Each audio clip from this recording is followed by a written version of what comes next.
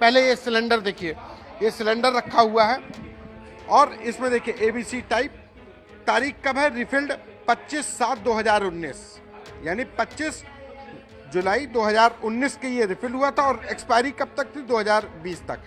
एक साल 2020 तक की ये सिलेंडर था, इसकी एक्सपायरी 4 साल हो चुके थे इस सिलेंडर को। फायर को बुझाने के लिए जो सिलेंडर्स रखे थे कल उनकी तस्वीरें, उनके ऊपर लगाए गए पर्चे कुछ और थे, आज लेकिन सिलेंडर कुछ और हैं।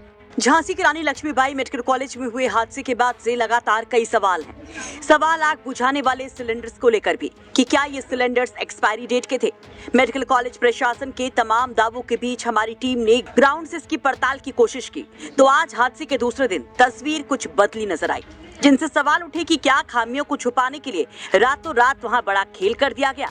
जिस वार्ड में आग लगने से 11 मासूम बच्चों की मौत हुई थी, जिस खिड़की से बच्चों का रेस्क्यू किया गया था, इस खिड़की पर जो आग बुझाने वाले फायर एक्सटिंग्विशर रखे थे, कल तक उन पर कुछ और ही पर्ची थी, रिफिलिंग डेट भी, और आज हालात कुछ और थे।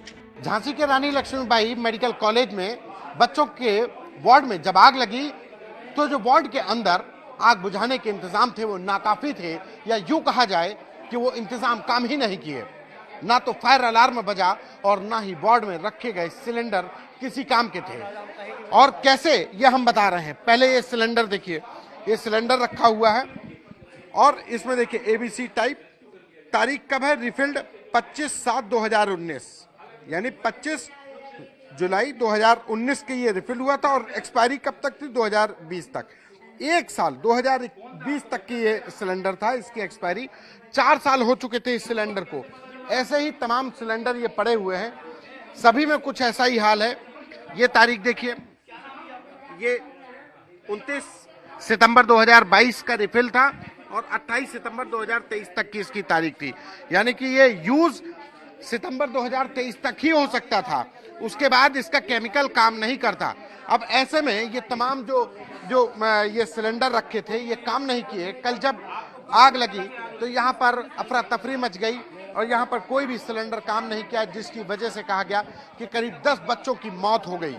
और ये जो एनआईसीयू वार्ड में जो अलार्म लगा था तो उस अलार्म ने भी समय पर काम नहीं किया, और काम नहीं, अगर ये समय से काम कर दिया गया होता, जो अलार्म बच जाता तो शायद जो बच्चे थे वो बच जाते। जो फायर को बुझाने के लिए जो सिलेंडर्स रखे थे कल उनकी तस्वीरें, उनके ऊपर लगाए गए पर्चे कुछ और थे, आज लेकिन सिलेंडर कुछ और हैं।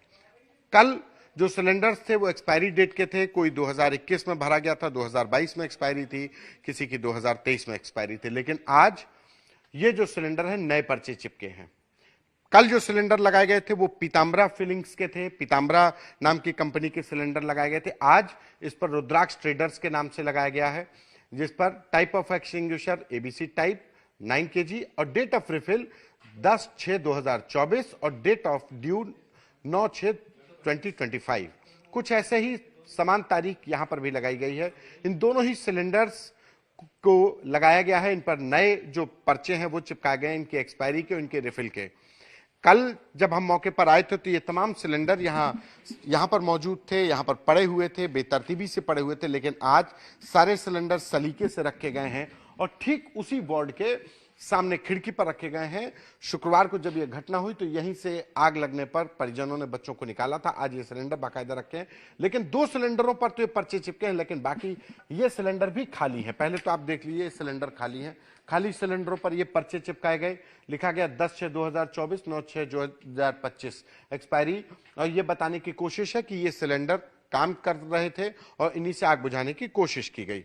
बहरहाल इन 2 सिलेंडर के अलावा बाकी किसी भी सिलेंडर पर आप घूम करके देख लीजिए, किसी भी सिलेंडर पर कोई पर्चा नहीं चिपका है। कल ऐसे ही तमाम सिलेंडर यहां पर पड़े हुए थे, लेकिन आज जब सवाल एक्सपायरी डेट के सिलेंडर का हुआ तो आज यहां पर कुछ तस्वीर ऐसी बदली नजर आ रही है। अब ये नए सिलेंडर हैं जिन पर ये पर्चे चिपकाए गए हैं, या फिर पुराने सिलेंडर थे जो हादसे के वक्त खाली हुए उनको बाहर रखा गया है, या फिर जो एक्सपायरी डेट के सिलेंडर थे जिन पर एक्सपायरी 2024 से पहले की थी, उन पर ही नए पर्चे नई कंपनी पीताम्बरा के बजाय रुद्राक्ष ट्रेडर्स के लगा दिए गए हैं। वहीं इन तमाम तस्वीरों के बाद और सवालों के बाद झांसी मेडिकल कॉलेज के प्रिंसिपल का स्टेटमेंट भी सुन लीजिए। मीडिया चैनलों पर यह प्रसारित किया जा रहा है कि कल की घटना में NICU में अक्रियाशील फायर एक्सटिंग्विशर का इस्तेमाल किया गया है। इस संबंध में मुझे अवगत कराना है कि वहां पर 4 फायर एक्सटिंग्विशर इस्तेमाल किए गए थे जो पूर्ण रूप से क्रियाशील थे और जिनको मैंने अभी जून के महीने में या तो रिफ़िल कराया था या उनको नए हमने खरीद के वहाँ पर लगवाए गए थे। एक दो जो प्रसारित किया जा रहा है उसमें इस संबंध में ये बताना है कि जब आग लगती है तो पूरे कई कमरों के दरवाजे तोड़े गए थे। उन दरवाज़ों जो कंडम रूम भी था उसके जो पुराने अक्रियाशील सामान था वो बाहर गिर गए थे, जिसकी वजह से ये प्रसारित हो गया है। जबकि वहाँ पर पूर्ण रूप से क्रियाशील फायर एक्सटिंग्विशर का इस्तेमाल हुआ है।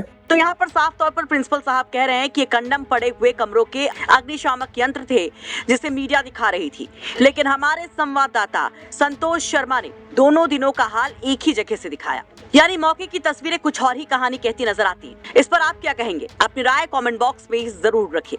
आपको बता दें कि झांसी में परसों देर शाम बड़ा हादसा हुआ था रानी लक्ष्मीबाई मेडिकल कॉलेज के NICU वार्ड में, जहां पर आग लगने से अब तक 11 नवजात बच्चों की जान जा चुकी है। जिस वक्त आग लगी उस वक्त बताया गया कि उस वार्ड में 54 बच्चे थे। वहीं इस पूरे मामले में 2 सदस्यीय जांच कमेटी कमिश्नर विपुल दुबे और DIG कलानिधि नेथानी की अध्यक्षता में बनी ये कमेटी अपनी रिपोर्ट भी पेश कर चुकी है, जिसमें कहा गया है कि आग की शुरुआत स्विच बोर्ड में शॉर्ट सर्किट की वजह से हुई।